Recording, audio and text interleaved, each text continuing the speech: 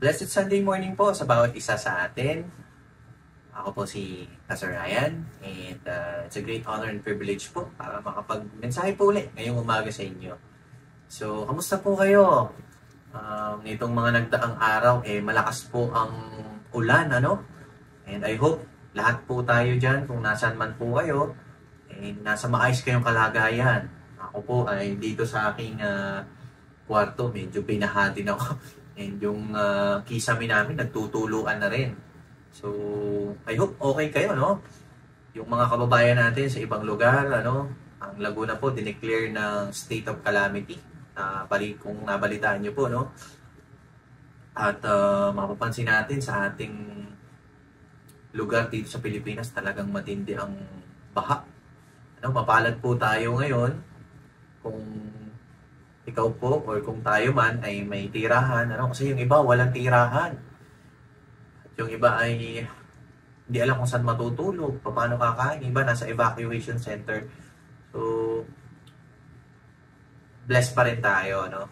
Tayo ay safe. Ewan ko lang kung sa mga nakikinig ngayon, ano, kung kayo ay nasa safe na lugar. But anyway, napapanahon po yung ating mensahe ngayong umaga. Nag-iisip ako ng mensahe, ano kayang maganda na pwede kong i-share. Sabi ko, pag mga ganitong baha, talagang naiisip ko si Noah Kaya, pakibuklat po kayo sa akin, sa ating pong passage ngayon. Okay? Ang key passage po natin. Iniisip ko kung anong, So, binasa ko kasi yung buong chapter ng 6, 7, 8, at 9. So, hindi na natin siya babasahin, pero yung key verse na lang yung babasahin ko. And I hope ay maging po sa atin ito, maging challenge, maging inspiration. Okay, at the same time. So, basahin ko po yung key passage natin and then let's pray. Okay? So, ang key passage po natin is found in Genesis chapter 6 verse 8. It says here, "But Noah found grace in the eyes of the Lord." Tayo ba'y manalangin? Panginoon, maraming salamat po sa kabutihan mo sa aming buhay. Salamat, Panginoon, sa pag-iingat, sa katapatan mo sa amin, sa kabila ng aming naranasang bagyo na nagdaan. Salamat, Panginoon, sa mga tao na safe sa kanilang tahanan, may kinakain, yung iba wala. Salamat, Panginoon, sa pagkakataon na to na kami po ay sasalo-salo, tipon-tipon sa pamagitan ng pananambahan at pag-aaral ng iyong salita. Ngayon, we're going to learn the life of Noah today. So, very timely, Panginoon. Kaya tulungan niyo po kami na maunawaan, maintindihan ng iyong salita. Itago mo po sa iyong likuran at nawa ang salita mong makita. At dalangin ko, O Diyos, na may sa buhay namin yung aming mga pag-aaralan. So, muli, guide us with the power of the Holy Spirit. In Jesus' name, Amen. Amen. Okay. So, ano po, no? Ang title po ng ating pag-aaralan ngayon ay pinamagatang kong Noah Mode. Faith over Flood. Yan. So, ulitin ko po, no? Noah Mode. Faith over Flood. Yan. So, pagka may mga baha talaga, ano yung mga ano dapat nating isipin. Okay? And actually, hindi lang baha. Siyempre, iba-iba din naman yung naranasan natin. Minsan, yun, bagyo, baha, lindol, ay maraming disaster, mga catastrophe o phenomena. Actually, hindi lang yun yung war, part din yan, di ba? Obserbahan natin yung nangyayari sa mundo, di ba po talagang pasama na ng pasama. Kaya ito very timely and connected sa nangyayari sa ngayon. Okay? So, Noah Mode, faith over flood. Key passage po natin is found in Genesis chapter 6 verse 8.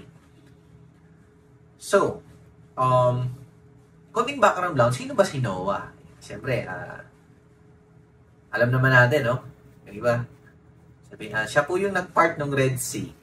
Ay, mali agad. Si Moses. Okay. Pero, sino nga ba si Noah? And ano yung matututunan natin sa buhay niya? Okay. So, before the flood came, There was a man named Noah, a man who stood out in a world drowning in sin. Okay? So, ang pangalang Noah ay galing sa Hebrew na Noach o Noach, meaning rest or comfort. So, ang kanyang lolo o ang kanyang great-grandson ay si Enoch. So, si Enoch, siya po yung man who walked closely with God that he didn't experience death. Okay? So, alam natin na Enoch walked with God and then kinuha siya ng Diyos. Ano? So, yun yung lolo ni Noah. And yung kanunulunuan, kumbaga, o great-grandson ni Enoch, si Noah. And then yung lolo niya ay si Methuselah. Okay, so alam naman natin na si Methuselah, siya yung pinakamahabang edad or pinakamahabang kumbaga nabuhay ng pinakamatagal. 969, the longest living man in history. And yung anak ni Methuselah ay si Lamech, who prophesied over Noah at birth, saying, sinasabi, pinrophecy ni Lamech that he or this child, he will comfort us in the labor and painful toil of our hands caused by the ground the Lord has cursed. Talagang galing pala talaga to si Noah sa isang pamilya na nag-worship o kilala ang Panginoon. So Noah didn't just come from any family, he came from a line of worshipers, men who had known God in a personal and powerful way. Okay? So, but why did God choose Noah? So, bakit si Noah? No? So, alam naman natin, in a world where every inclination of the human heart was only evil all the time. So, makikita natin yan sa Genesis chapter 6 verse 5, na ang mundo ay talagang pasama ng pasama, walang kumikilala sa Diyos, no? And alam natin that Noah was different. Okay, at makikita natin doon sa binasa natin kanina, Noah found favor in the eyes of the Lord. So bakit why God found favor, why Noah found favor in the eyes of the Lord? Number one, of course, he was righteous. Hindi siya leftous. Righteous siya. Okay, kidding lang po. So, he was righteous. He lived rightly even when no one else did. Okay? So, alam natin yan. Pag binasa natin yung buong chapter ng chapter 6, 7, 8, at 9, Noah lived a righteous life. Okay? He lived rightly, even Noah. Kahit walang nakatingin. Kasi naalala ko nung quiet time, pag sa Word of Life, hindi pwedeng hindi ka magko-quiet time. Chine-check yun eh. Kaya, but in the case of Noah, kahit walang nag-check, talagang nagko-quiet time, nagpe-pray siya. He lived rightly before the eyes of... He was blameless. Number two, he was blameless in his generation. Okay? Ibig sabihin, hindi naman siya ay hindi nagkakasala, but siya ay sincere and set apart. So, alam naman natin, pag sinabing sincere or set apart, it talks about kabanalan or holiness. Okay? Pangatlo, he walked with God. Okay? So, just like his great-grandfather Enoch, Noah had a personal daily relationship with the Lord. Yan. So, kaya pala pinili si Noah, yun pala yung character niya. Parang ang bait, Siguro si Enoch kaya kinuha ni Lord, bait mo naman, Enoch. So, kinuha na ni Lord. But you know what? Noah lived in God's favor, not because he was perfect, but because he was faithful. Okay, everybody say faithful. And faithful. And in a time of worldwide judgment, it wasn't talent. So, hindi yung talent, intelligence, or popularity that saved him. It was his faith. Okay, it was his faith. imagine, magbibuild ka ng ark na tamang-tama yung sukat. Kasi pag binasa niyo po yung Book of Genesis, talagang kung ano talaga yung sinabi ng Bible na sukat, yun talaga ang ginawa ni Noah. Okay?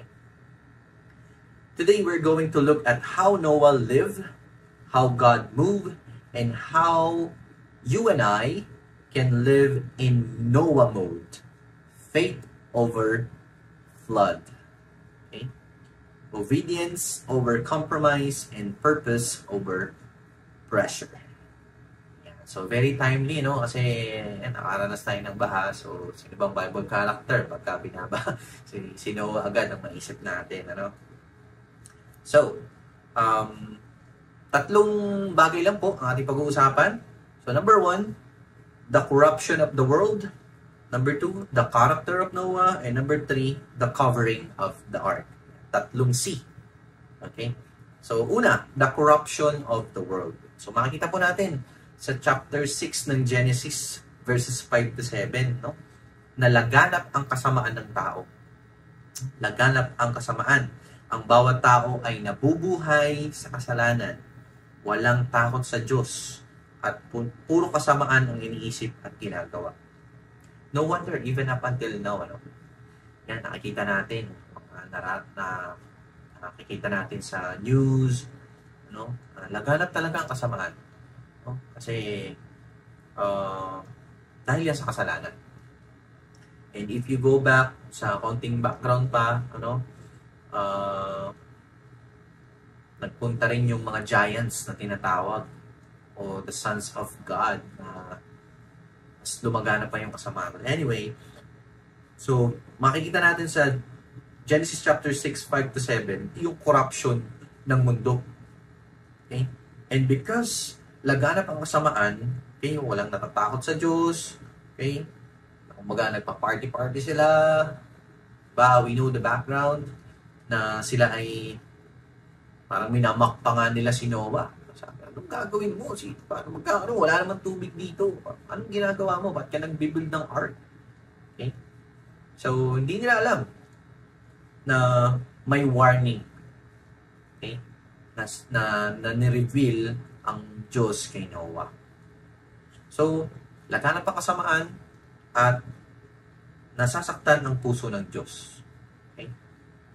Ang kasalanan ay hindi lang paglabag sa batas, ito ay personal na sakit sa damdamin ng Diyos. Alam niyo, pag nagkakasala tayo, talagang it breaks the heart of God. Okay? At dahil sa kasalanan talagang, siyempre, back then, diba, wala pa naman ang law ni Moses noon. Okay? So, hindi pa alam paano mag-o-offer, paano mawawala yung kasalanan. Kaya, dumating ang point na ang Diyos ay nagdesisyon. Okay? At dahil sa patuloy na kasamaan, na pagpasyahan ng Diyos na hatulan ang mundo. Kasi wala pa namang batas noon. Diba? Anong bayad sa kasalanan? So, wala pa. Kaya, God decided to judge the earth. Okay? Or mankind. And malalaman natin kapag binasa natin yung passage na this is a one-time judgment. Okay? And we know the story kung paano nagkaroon ng flood. Of course, yung iba sinasabi na ito ay specific daw na flood lang. Pero according to some Bible scholars, ito po ay global flood. Okay? And kung naalala nyo yung preaching ni Pastor Bunny, yung sa canopy, yung how God created the earth. Okay? So, yun. So, dahil corrupt ang mundo, so dumating ang point na nag-decide ng Diyos na hatulan ang sangkatauhan. Okay? So, ano yung application na pwede nating maisabuhay dito po sa ganitong corruption, pagiging corrupt ng mundo? So, of course, in Romans chapter 12, verses 1 and 2, sinasabi doon na huwag tayo makiayon sa takbo ng sanlibutan. Kaya sabi, as an application, sabi dito, huwag mong sabayan ang agos ng kasamaan maging alerto sa spiritual na kondisyon ng iyong paligid. Yan.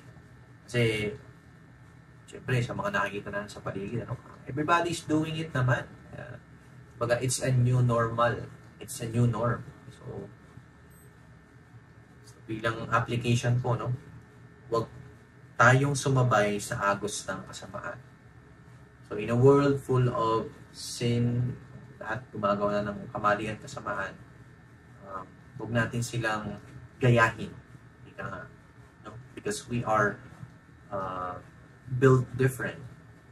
Okay? We are children of God, children of light. So, huwag nating sabayan ang agos ng kasamaan, maging alerto tayo sa spiritual na kondisyon ng ating paligid. So, before I preach about that we are in a battle every day, okay? We are in a spiritual warfare. Kailangan maging alerto tayo dahil ang diablo ay kumikilos na parang leon. Okay? So, yun ang una nating pag-usapan, the corruption of the world. Dahil sobrang corrupt ng mundo, nandyan ang judgment ng Panginoon. Pangalawa, ang character ni Noah. So, again, sino nga ba si Noah? So, alam natin, God found favor, or Noah found favor in the eyes of God. Okay? And makikita natin dito, sa Genesis chapter 6, verse 8 to 22, na si Noah ay tapat. Si Noah ay faithful. Noah is faithful. Okay? So, sa gitna ng masamang henerasyon, si Noah ay lumakad kasama ng Diyos. Siya ay matuwid at walang kapintasan sa kanyang panahon. Okay? So, bukod doon, sumunod din si Noah nang walang tanong-tanong. Okay? Siyempre, sino ba naman ang gagawa ng ark? Gagawa ko ng arko, wala man tubig. So, parang ang weird. Diba talagang hindi maiwasan. Pagtatawanan mo talaga eh. Parang ginagawa nito? Crazy. Bakit ka nagawa ng ganyan? So, alam natin, hindi pa umuulan, pero gumawa na siya ng arko. At ganun siya ka-obedient sa Panginoon. Okay? Walang sige Lord, I will obey. Okay? That's the character of Noah. Okay? Sumunod si Noah nang walang tanong-tanong. Okay? Isa pang bagay na makikita natin sa karakter ni Noah, ginamit ni Noah ang kanyang buhay bilang patotoo. Okay? Yung kanyang testimony. So, habang nagtatayo ng daong o ng arko, ipinangangaral niya ang katuwiran. O pinangangaral niya ang kabutihan. So, 2 Peter chapter 2 verse 5. So, basahin ko po, 2 Peter chapter 2 verse 5. Sabi po dito sa wikang Tagalog, dahil sa kasalanan ng tao noong unang panahon, ginunaw ng Diyos ang daigdig sa pamamagitan ng baha. Wala siyang iniligtas maliban kay Noah na nangaral tungkol sa matuwid na pamumuhay at ang 7 niyang kasama. So, pamilya lang ni Noah actually ang nakaligtas. Alam naman natin ang istorya ng flood. Dahil sa sobrang masunurin ni Noah sa Diyos, talagang sinasabi niya that there will be a great flood, but people are still refusing that message. The same day, sa atin din po ngayon, people are refusing the message of the gospel. But still, let's do our part to share the good news, to share the gospel. So yan, the character of Noah, makikita natin, he is faithful, he is obedient, okay? And he has a good testimony. Okay? He shared the good news and pinangaral niya ang katuwiran. Okay? So, ano yung application na makikita natin dito? Okay?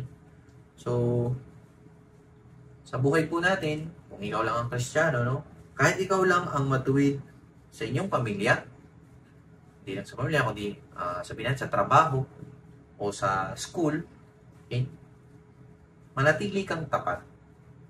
Kagaya ni Noah. Ikaw at ako ay boses ng Diyos sa mundong ito. Ayan. Ano, sa panahon ngayon na ating nararanasan,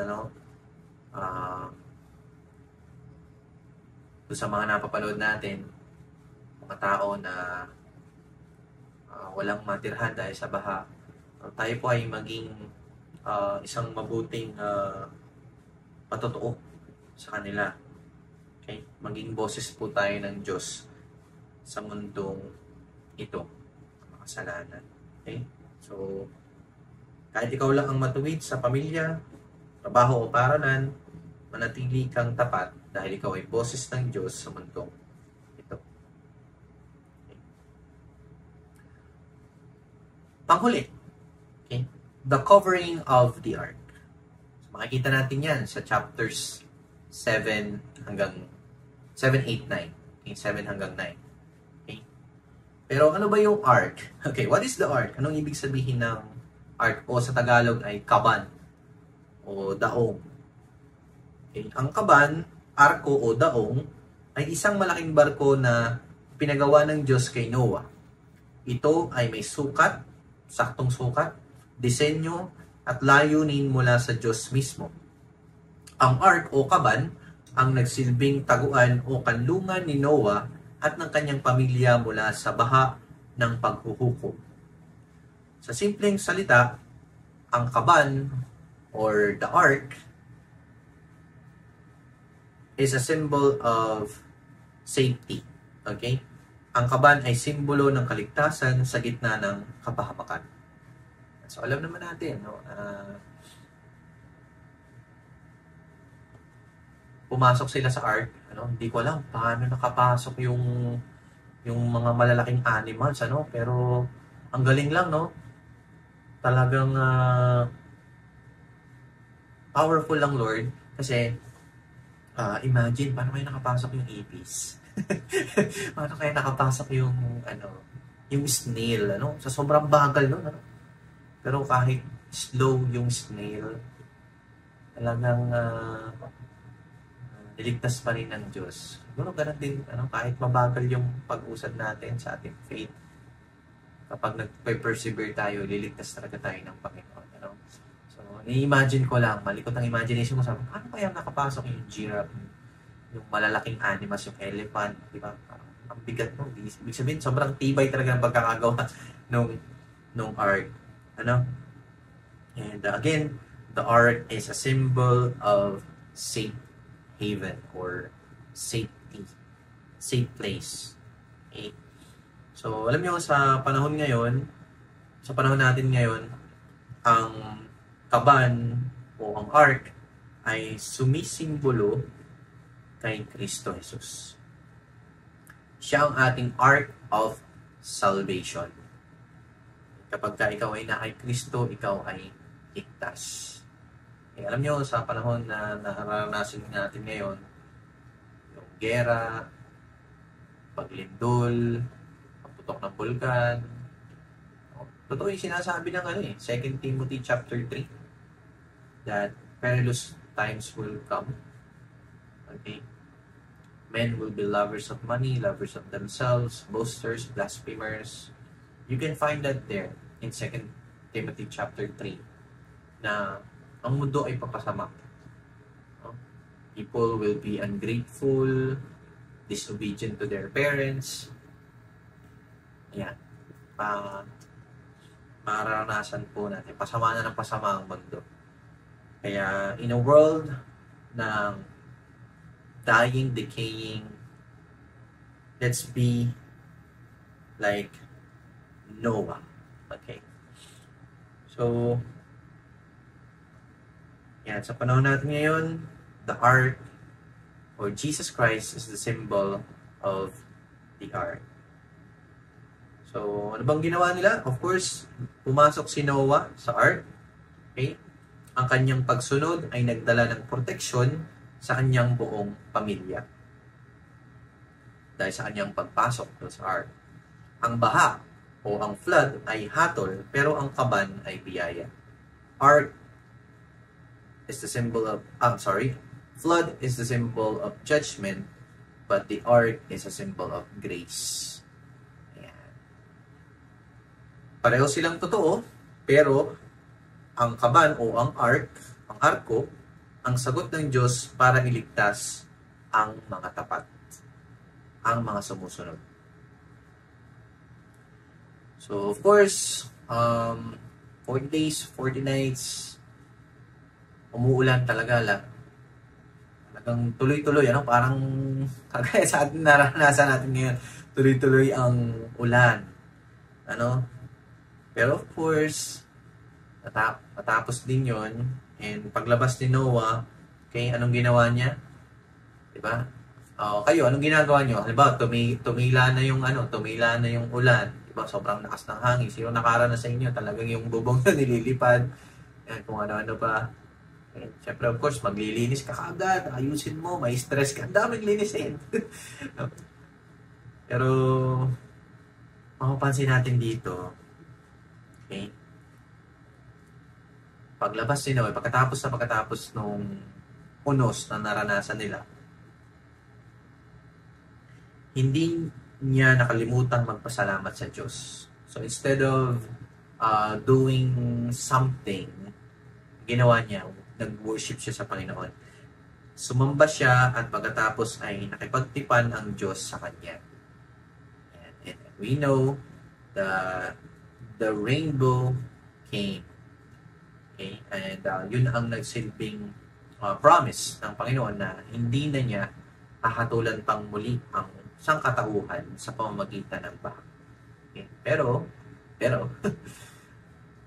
yung naranasan nating baha, of course, that's a sign of God is waking up the people na maybe, just maybe, nakakalimutan na ng tao ang mag-worship o ang sumamba sa Diyos.